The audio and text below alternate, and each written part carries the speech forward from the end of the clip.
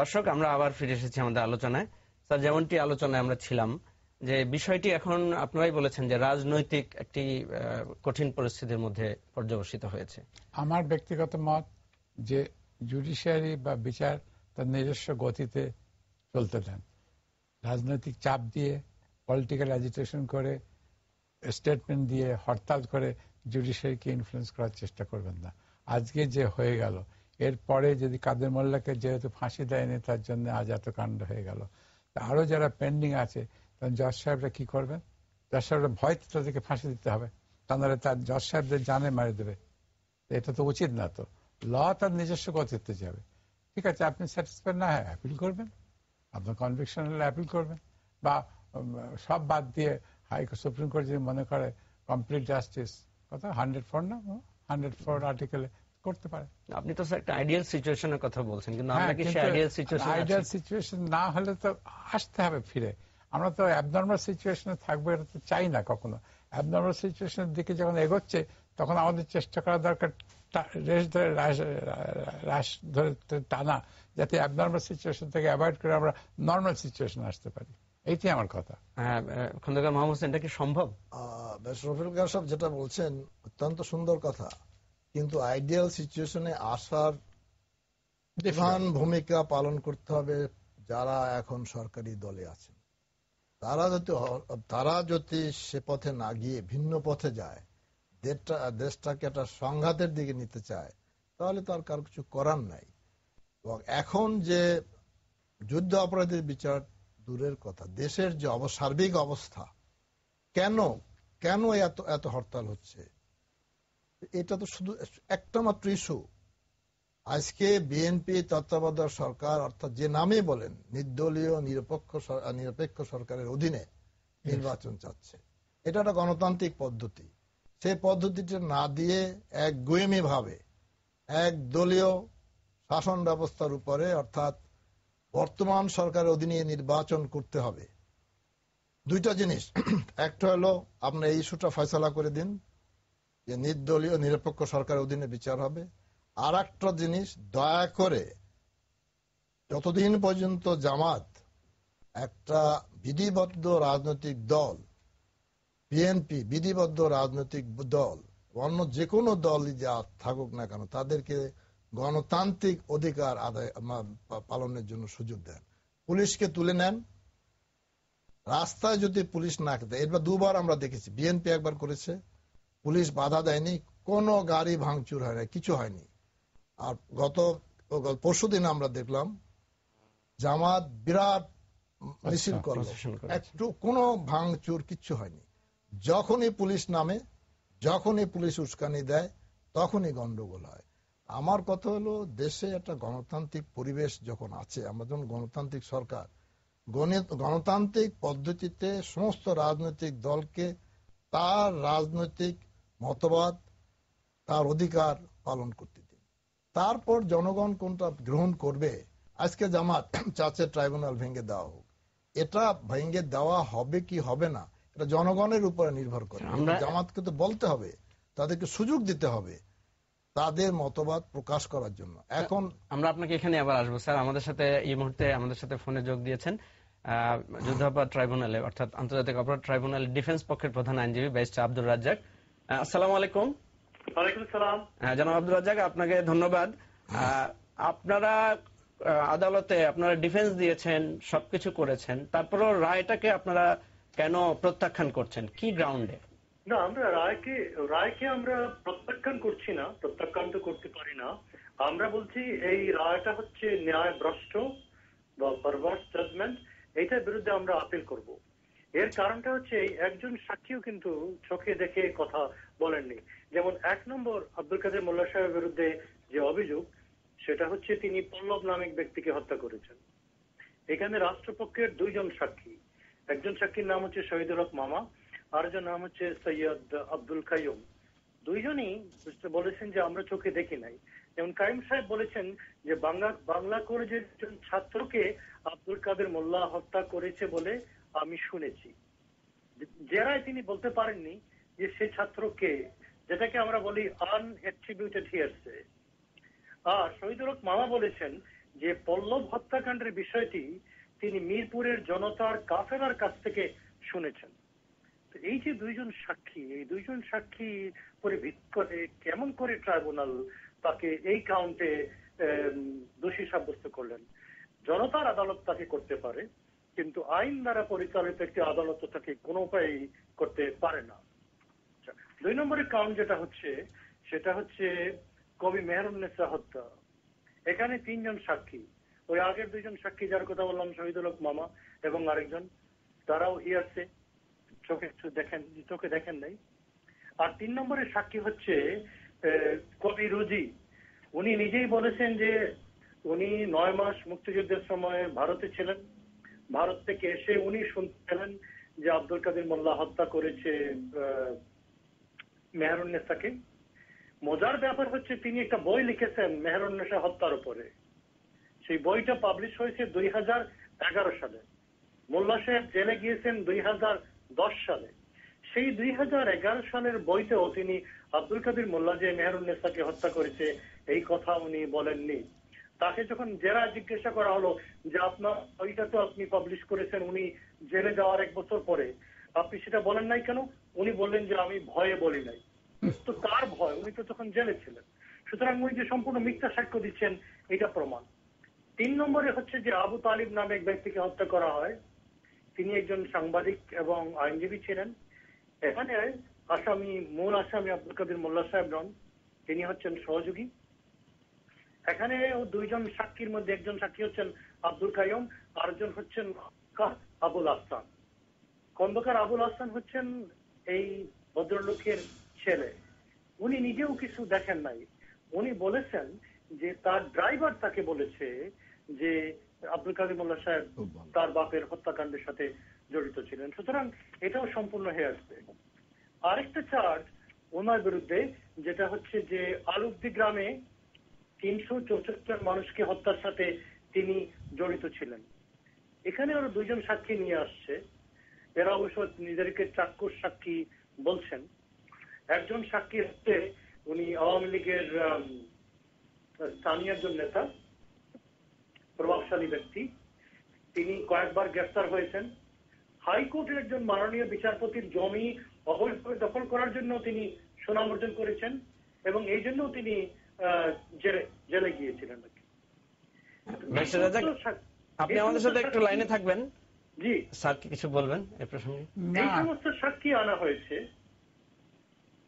এর ফলে কেমন করে আপনার সাথে একটু আপনার সঙ্গে আমি বলছি যে আমি যেটা মনে করি যে ল তার নিজস্ব গতিতে যেতে যাক। এইভাবে পলিটিক্যালি এই স্টেটমেন্ট দিয়ে হরতাল করে কাউন্টার অ্যাটাক করে কোনো লাভ নেই। এটা সবার জন্য অমঙ্গল। বেস্ট এটা আপনার সাথে আমি সম্পূর্ণ একমত। কিন্তু আমরা যে কারণে বলছি যে এটা it's a perverse judgement, we want to appeal to the appellate division of the Supreme Court. Every right. Every right. You have every right. Under the law, you have every right. এবং আপনি যে কথা বলছেন যে বাইরে যে কাজগুলো চলছে এটা তো রায়কে প্রভাবিত করবে, ভবিষ্যতের রায়কে প্রভাবিত করবে এবং এটা বন্ধ হওয়া উচিত। সেইটাই আমার ভয়, সেইটাই আমি ভয় করি। আচ্ছা, আমি এটা একটু যোগ করতে চাই। এই যে আপনার লকারবি যে বিমান বিধ্বস্ত হয়েছিল স্কটল্যান্ডে, যেহেতু পাবলিক অপিনিয়ন স্কটল্যান্ড এবং ইংল্যান্ড এটার বিরুদ্ধে ছিল, এই জন্য বিচারটা হলো নেদারল্যান্ডে স্কটিশ আইনে। কারণ হচ্ছে যে মিডিয়া ইজ ভেরি ইম্পর্টেন্ট। সুতরাং আজকে আমাদের যে বিচারের পরিবেশ আছে কিনা আমাদের খুব চিন্তা করতে হবে। আপনার ব্যারিস্টার রাজ্জাক, আপনার প্রসঙ্গে আমরা খন্দকার মাহমুদ হোসেনের একটু কথা শুনবো। ব্যারিস্টার রাজ্জাক সাহেব যে পরিবেশের কথা বললেন, এ ব্যাপারে আমি দ্বিমত পোষণ করি। কেননা বাংলাদেশের মানুষ 40 বছর আগে কি ঘটনা ঘটেছে তার জন্য তারা অত উদ্গ্রীব না, এবং সাধারণ মানুষের মধ্যে এই ব্যাপারে কোনো উচ্ছ্বাস নাই, উল্লাস নাই। আর সেটা যদি হয় উনি যেটা বললেন, তাহলে ওই যে 95 জন যারা 195 জন চিহ্নিত পাকিস্তানি সৈন্য যাদেরকে ছেড়ে দেওয়া হলো, আক্রোশটা তাদের উপরই ছিল, তাদের উপরই আছে। কিন্তু এতদিন 40 বছর পরে যারা আমাদের মধ্যেই ছিলেন যাদের মধ্যে থানায় একটা জিডিও হয়নি, তারা হঠাৎ করে, এবং আমার যতটুকু মনে পড়ে রাজাক সাহেব, যেটা আমি দেখলাম, খন্দকার আবুল তালেব সাহেব ইত্তেফাকের সাংবাদিক ছিলেন এবং সে অত্যন্ত জনপ্রিয় ব্যক্তিত্ব ছিল। তার এক ছেলে বোধহয় পার্লামেন্টের সদস্য বোধহয় আছেন আমার যতটুকু মনে পড়ে। তার মতো এই একটা শিক্ষিত পরিবারের শিক্ষিত ছেলে, তারা 40টা বছর মুখ বুজে রইল, আজকে হঠাৎ করে ট্রাইব্যুনাল বিচার শুরু হলো, আর কোথা থেকে কিছু সাক্ষী এনে হাজির করে তাদের বিচার দিল। এটা তো বিশ্বাসযোগ্য না। যথার্থই বলছেন, এবং আপনি তো একজন ক্রিমিনাল ল এক্সপার্ট। আমরা একটা কথা আইনের প্রশ্ন তুলেছিলাম যে এফআইআর ফাইল করতে যদি 24 ঘন্টা দেরি হয়, একটা এক্সপ্লেনেশন দিতে হয়, এবং ভরি ভরি নজির আছে যে দেরিতে এফআইআর ফাইল করার জন্য আসামির কনভিকশনটা বাতিল হয়ে গেছে। 40 বছর পরে মামলা ফাইল করা হলো এবং ফর্মাল চার্জে একটা লাইনও নাই, ওয়াই দেয়ার ইজ ডিলে। এই প্রশ্ন আমরা তুলেছিলাম, তো এটা জবাব তো ট্রাইব্যুনাল দিতে পারেন না। না, ও যেটা বলছে আমি এগ্রি করি, কিন্তু এগুলো অ্যাপিল হবে, যখন অ্যাপিল এগুলো ডিসাইড হবে। আমরা এই টেলিভিশনে এখানে টেলিটক করে কিংবা বাইরে স্ট্রাইক করে, বাইরে মিটিং করে, কোর্টে মিটিং করে, আলোচনা করে, সেমিনার করে, এগুলো তো ডিসাইড করা উচিত না, সম্ভব না, কখনোই এটা অ্যাকসেপ্টেবল না।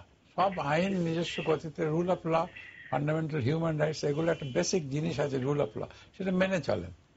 সেটা আমি আপনার সাথে সম্পূর্ণ একমত। জি ব্যারিস্টার রাজাক, আপনাকে অনেক ধন্যবাদ, আপনি আমাদের সাথে যোগ দিয়েছেন, আপনাকে অনেক ধন্যবাদ।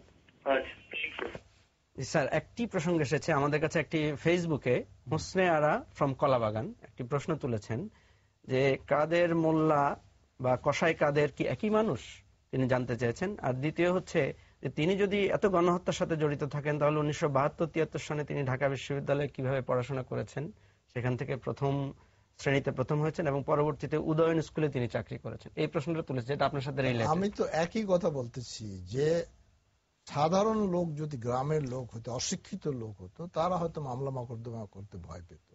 দেশ যখন স্বাধীন হয়ে গেল, আওয়ামী লীগ ক্ষমতায় আসলো, দুবার ক্ষমতায় আসলো, তার দীর্ঘদিন 40 বছর পরে যদি এই ধরনের মামলা হয়, এটা বিশেষ রাজনৈতিক দলের, কিন্তু অনেক কথা বলতে হয়, রাজনীতি এসে যায়। রফিকুল হক সাহেব হয়তো এগ্রি, আমার সঙ্গে দ্বিমত পোষণ না করলেও হয়তো বলবেন যেটা বলা উচিত হয় না। এই জামাতকে নিয়ে তো আওয়ামী লীগ আন্দোলন করেছে বিএনপির বিরুদ্ধে, এই মুজাহিদকে পাশে বসাই নিয়ে তো আন্দোলন করেছে, তখন তো এরা যুদ্ধ অপরাধী ছিল না। যে মুহূর্তে জামাত আওয়ামী লীগ থেকে সরে এসে জাতীয়বাদী শক্তি বিএনপির পাশে আসে দাঁড়ালো দেশের বৃহত্তর স্বার্থে, তখন এই যুদ্ধ অপরাধী তারা হয়ে গেল এবং তাদেরকে বিচারের কাঠগড়ায় দাঁড় করালো। এই কারণে সাধারণ মানুষের মধ্যে এই বিচারের প্রতি তাদের কোন উৎসাহ উল্লাস নাই। তারা ধরেই নিয়েছে একটা বিশেষ রাজনৈতিক উদ্দেশ্যে বিচারটা হচ্ছে এবং এদেরকে সাজা দিবেন। এখন রফিকুল হক সাহেব যেটা বললেন সেটা অত্যন্ত গুরুত্বপূর্ণ কথা। আজকে কারা হরতাল, কারা সমাবেশ করতেছেন?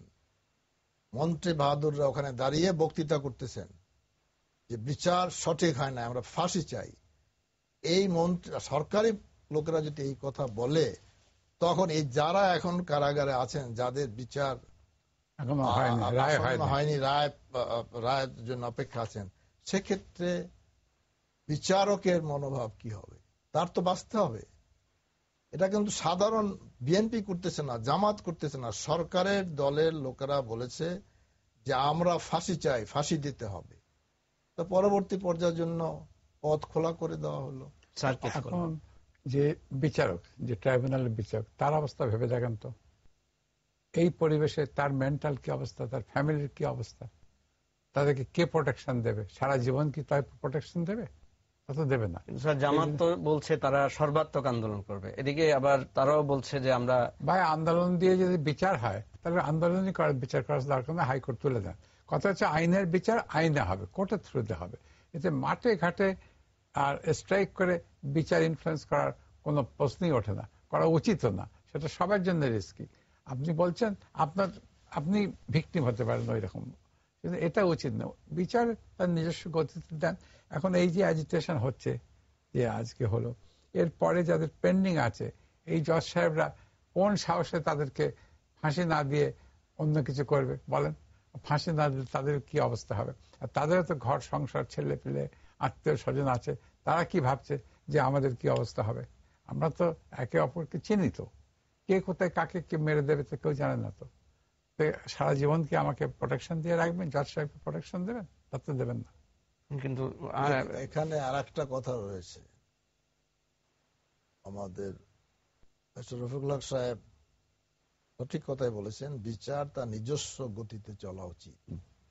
কিন্তু সেই বিচার যদি মানুষের মনে সন্দেহ থাকে, বিচার ব্যবস্থার উপরে যদি আস্থা না থাকে, তখন স্বাভাবিকভাবে মানুষ রাস্তায় নামবে। এবং সেই জন্যই আপনার যখন ট্রাইব্যুনালটা করা হতো, ট্রাইব্যুনালটা স্বচ্ছ ভাবে করা হতো এবং আন্তর্জাতিক সম্প্রদায় যদি এটা সমর্থন থাকতো, তাহলে হয়তো রাস্তা যদি নামতো, তখন আমি বলতাম, রফিক আলী বলতেন যে তোমরা বিচার বিঘ্নিত করছো কেন, বিচার স্বাভাবিক গতিতে হবে। কিন্তু বিচারটাই তো অস্বাভাবিক মনে হচ্ছে। দেশের মানুষের আস্থার অভাব রয়েছে, আন্তর্জাতিক পর্যায়ে আস্থার অভাব রয়েছে, সেই কারণে হয়তো এই এজিটেশন গুলো হচ্ছে। আমাদের সাথে একজন দর্শক লাইনে আছেন, আমরা একটু শুনে আসি। জি দর্শক, জি বলুন। আসসালামু আলাইকুম। ওয়ালাইকুম আসসালাম। আমি বলতে চাচ্ছি যে আমি মিরপুরের একজন অধিবাসী। জি। তো আমি বলতে চাচ্ছি যে উনি তখন মিরপুর কি ঢাকাতেই ছিলেন না, আর কার কথা বলছেন? সম্পূর্ণ নির্দোষ। কাদের মোল্লার কথা বলছে? কাদের মোল্লার কথা বলছি। কাদের মোল্লা যে নির্দোষ একজন ব্যক্তি, তাকে যে কোনো প্রমাণই করতে পারলো না তার দোষগুলো, সেখানে কি করে সরকার পক্ষের লোক বলতে পারে যে রায়টি সঠিক হয়নি? তাহলে কি তারা তাদের সরকারের উপরেই আস্থা নেই, বা তাদের গঠিত ট্রাইব্যুনালের প্রতি তাদেরই আস্থা নাই? আচ্ছা জি, ধন্যবাদ। আমরা করি যে কাদের মোল্লার যে রায়টি হয়েছে, সেটা তিনি একজন নির্দোষ ব্যক্তিকে যাবজ্জীবন দেওয়া হয়েছে, এটাই তো সঠিক। আচ্ছা, এটা আপনার মতামত। জি, আমরা আপনার মতামত সম্পর্কে স্যারের মন্তব্য শুনবো। স্যার, তিনি বলেছেন যে কাদের মোল্লা ঢাকায় ছিলেন না, কাদের মোল্লার ভাইকেও আমরা বলতে শুনেছি টেলিভিশনে। তাই যদি হয়, ওই সময় উনি ঢাকায় না থাকেন, বা কে বললো যে ইউনিভার্সিটিতে পড়তেন, উদয়ন স্কুলে ইসলামিক ফাউন্ডেশনেও তিনি চাকরি করেছেন, তার প্রোফাইল। হ্যাঁ, তো ইসলামিক ফাউন্ডেশন হলে তো জামাত গন্ধ থাকে, ইসলামিক বাদ দিলাম, উদয়ন তো জামাত গন্ধ না, সেই জন্য উদয়নের কথা বললাম। তো সবকিছু যদি বলে থাকে, যখন অ্যাপিল হবে, অ্যাপিলে এগুলো ডিসাইড হবে। এবং তার সাক্ষী, ডাইরেক্ট সাক্ষীও তো নাই বলছে।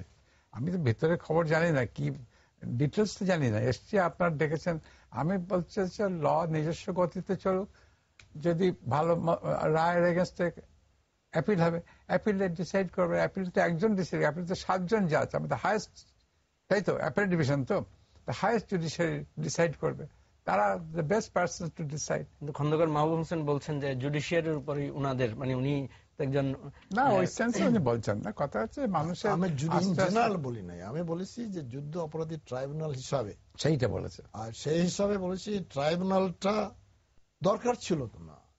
আপনারা বলেন 302 হত্যা করেছে, আমাদের পেনাল কোডে আছে 302, মৃত্যুদণ্ড অথবা যাবজ্জীবন, ধর্ষণ একই সাজা। এই ঢাক ঢোল পিটিয়ে মূল আসামিকে ছেড়ে দিয়ে আপনার 40 বছর পরে অ্যাবেটার বলেন বা মানবতার বিরোধী বলেন, তার বিচার শুরু করলেন কেন? উদ্দেশ্যটা কি এতদিন পরে বলেন? কিন্তু খন্দকার মাহবুব, আপনি তো স্বাধীনতোত্তর গঠিত যে আমি সেই কথাই তো বলতে চাই, দালাল আইনের সেই প্রশ্নটাই করেন, আমি জবাব দেই। উনি চিফ প্রসিকিউটর ছিলেন, যে দালাল আইনের যে আইনগুলো ছিল, সেখানে কি আব্দুল কাদের মোল্লাকে কি আপনারা দেখেন? সেটা ব্যাপারটা কি, সেখানে কোলাবোরেটরস অর্ডার আমাদের সমস্ত ধারাগুলো ছিল। জেনারেল কোলাবোরেশন ছিল, যারা নাকি পিস কমিটির সদস্য ছিল তাদের, এবং আমরা 32,000 লোককে গ্রেপ্তার করা হয়েছিল জেনারেল কোলাবোরেশন অর্ডার। 32,000 গ্রেপ্তার করা হয়েছিল। তারপরে তার মধ্যে জেনারেল কোলাবোরেশন না, বঙ্গবন্ধু, যেহেতু আমি তখন ছাত্রলীগ করতাম এবং আমার আমলে এটা আমাদের পরবর্তী তাকে উপাধি দেওয়া হয়েছে, তা আমি সবসময় তাকে যাই করি না তাকে বঙ্গবন্ধুই বলবো, যেহেতু তার ব্যাপারে অন্য ব্যাপার। তাদেরকে ক্ষমা করে দিলেন। আমাকে ডেকে নিয়ে বললেন যে আমি আর চোখের পানি দেখতে পারি না, তাদেরকে ক্ষমা করে দিলেন। 4টি সেকশন ছিল, 302 রেপ, ধর্ষণ, লুট, 4টি, এবং 4টা ডাকাত, 4টা ধারা ছিল। এছাড়া সব মাফ করে দিলেন, সব জেল থেকে বের হয়ে আসলো। তারপরে খন্দকার মোস্তাক এসে ডিসেম্বর মাসে, যখন বিএনপির জন্ম হয়নি, ওই বাতিল, সম্পূর্ণটা বাতিল করে দিলেন। সেখানে বলা হলো যেহেতু দে আর tribal by the penal code, সাধারণ আইনে যদি কারো বিক্ষুব্ধ থাকে তাহলে তারা সেখানে মামলা করতে পারে। আরো ছিল সেখানে, কিন্তু যে আপিলগুলা ছিল সেই আপিলগুলা চলবে, যদি কেউ সাজা হয়ে থাকে আপিলগুলো চলবে, দ্যাট ইজ দ্য ল। এবং এই সব বেনামূল ভুলে গিয়ে, তখন তো কাদের মোল্লা আসামি ছিল না, তখন তো আপনার এই এরা না অন্য আবুল কালাম ছিল না। হঠাৎ করে কিভাবে ওহী নাযিল হলো, কোথা থেকে ওহী নাযিল হলো, কি করে এদেরকে আসামি করলেন? একটা জিডিও তো নাই। বঙ্গবন্ধু যখন কোলাবরেটর অর্ডারসে উনি কেন করলেন, আমি নিজে যখন প্রসিকিউটর, চিফ প্রসিকিউটর ঢাকা জোনের, আমি গেলাম কুমিল্লা। সেখানে দেখি বুড়ো এক ভদ্রলোক গলায় বা আপনার কোমরে দড়ি বেঁধে পুলিশ এক কনস্টেবল নিয়ে আসছে। আমি আগে গেলাম, জিজ্ঞাসা করলাম কি হয়েছে। স্যার আমি কোলাবরেটরস অ্যাক্টের আসামি, অর্থাৎ তিনি পিস কমিটির সদস্য ছিলেন। তখন আপনারা জানেন ওই ইউনিয়ন পরিষদের চেয়ারম্যান, মেম্বার সবারই কিন্তু পিস কমিটির সদস্য হতে হতো ওই সময়, যুদ্ধের সময়। সেইভাবে আমাকে আসামি করা হয়েছে। আমার ছেলে মুক্তিযোদ্ধা, আমার ভাইয়ের ছেলে মুক্তিযোদ্ধা, অথচ আমি কোলাবরেটরস কেসে আসামি। আমি বঙ্গবন্ধুকে যে বললাম, বঙ্গবন্ধু জানতেন যে এরকম বহু ঘটনা আছে। বাবা ওই পিস কমিটির সদস্য ছিল, সেই হিসাবে সে কোলাবরেটরস আইনের আওতায় এসেছে, কিন্তু ছেলে, তার পরিবার সবাই মুক্তিযোদ্ধা। সেই কারণেই তিনি ওগুলো সব মাফ করে দিয়ে গেছিলেন। এবং আরেকটা বলেন না, তো সব বঙ্গবন্ধু যখন ত্রিপার্টি অ্যাক্টে 1974-এ যখন 195-কে মুক্তি দিলেন, আমার কাছে কাগজটা আছে, উনি ব্যানার হেডিং এর ছিল, কাগজ এসেছিল যে বাঙালি জাতি কি করে ক্ষমা করতে, বাঙালি জাতি ক্ষমা করতে জানে, তার এই বক্তব্য ছিল। কিন্তু আমি একজন ফৌজদারি আইন বিষয়ের লয়ার হয়ে আমি কিছুতেই মেনে নিতে পারছি না যে প্রিন্সিপাল অ্যাকিউজডকে ছেড়ে দিয়ে দীর্ঘদিন পর আপনারা যুদ্ধ অপরাধী ট্রায়াল করতেছেন। আর কি কিছু বলবেন এই প্রসঙ্গে? না, আমি বেসিক্যালি অন প্রিন্সিপাল যুদ্ধ অপরাধীদের এগেনস্টে, কিন্তু সবাই যুদ্ধ অপরাধীদের এগেনস্টে, সে যে যাই বলুক আমরা তার এগেনস্টে। কিন্তু কবে, কখন, কিভাবে বিচার হবে সেটা আইনের মধ্যে হওয়া উচিত। আইনের বিয়ন্ড ল কিছু হওয়া উচিত না। যদি আইনের ফাঁকে কেউ বেরিয়ে থাকে বা আইনের তার যদি কোনো অ্যাকশন না নিয়ে থাকেন, টাইম বার, ক্রিমিনালের টাইম বার হয় না, টাইম বার না হলেও তার একটা তো সীমা আছে। তো হ্যাঁ, আমার বাবার বাবা কাকে মেরেছিল তার জন্য আমাকে তার শাস্তি দেওয়া সম্ভব নয়, এইভাবে তো হয় না। তো আপনি এই যে উনি যা বলছেন আমি এগ্রি করি, কিন্তু সময় মতন তো করতে হবে। আর 40 বছর পরে এসে আপনি একে ওকে ধরছেন, এটা তো দেখেন। ফজল কাদের চৌধুরী সে কোলাবরেশনে আসামি ছিল, ঢাকা কোর্টে তাকে আনা হয়েছিল। তখন তো এই আপনার এটা ছিল না, সালাউদ্দিন কাদের চৌধুরী, তাকে কোথা থেকে আনলেন? তার বাবাকে যদি আসামি করে আনতে পারলেন, তখন তাকে কেন আনলেন না? স্যার আমাদের সময়, তখন তো সে ছাত্র, আমি জানতে জানি, সে তখন লন্ডনে পড়ে। স্যার আমাদের সময় প্রায় শেষ পর্যায়ে। আপনারা দুজনই বাংলাদেশের আইন অঙ্গনের অত্যন্ত সিনিয়র লোক, এবং স্যারকে তো অনেকে বলে যে আপনাকে একটু উপাধি দিতে চায় যে আইন বন্ধু। আইনমন্ত্রী আইন বন্ধু, বঙ্গবন্ধু পল্লী বন্ধু, স্যারকে আমরা অনেকে বলছে যে স্যারকে আইন বন্ধু ভাই অনেক হয়েছে। আর আমরা বলছি আইন বন্ধু ব্যারিস্টার রফিকুল হককে যে ধন্যবাদ, অনেক কিছু হয়েছে। আপনারা খোদার বাস্তে লকে নিজস্ব গতিতে যেতে দেন আর গণতন্ত্রটাকে সঠিক পথে যেতে দেন। স্যার আপনি যেটা বলেছেন যে সামনে আরো বড় বড় নেতাদের রায় হবে, রাজনৈতিক পরিস্থিতিটা এখন মুখোমুখি, সমাধান এই যে আপনারা এই যে আজকে যে ঘটে গেল, যে এই যে একটা কাদের মোল্লা নিয়ে, এর পরে যারা সব লাইনে আছে আপনি চিন্তা করে দেখেন তো, যে জাজ, তাদের কি অবস্থা? তারা কিভাবে ইন্ডিপেন্ডেন্টলি কাজ করবে, ইন্ডিপেন্ডেন্টলি এবং কিভাবে কাজ সরকারের করবে, তরফ থেকে যদি চাপটা আসে, সে তো এটা আপনি এটা চিন্তা করবেন, কিন্তু সাধারণ না, সরকারের তরফ থেকে, সরকারের এমপি সাহেব, সরকারের মিনিস্টার সবাই রাস্তায় দাঁড়িয়ে বক্তব্য দিচ্ছে, জ্বালাময় বক্তৃতা, কাদের মোল্লার রায়তে তারা ফাঁসি চাই। সন্তুষ্ট না, তাহলে কি অবস্থা হবে ভেবে দেখেন। আর সেই জাজের মেন্টাল অবস্থা ভেবে দেখেন।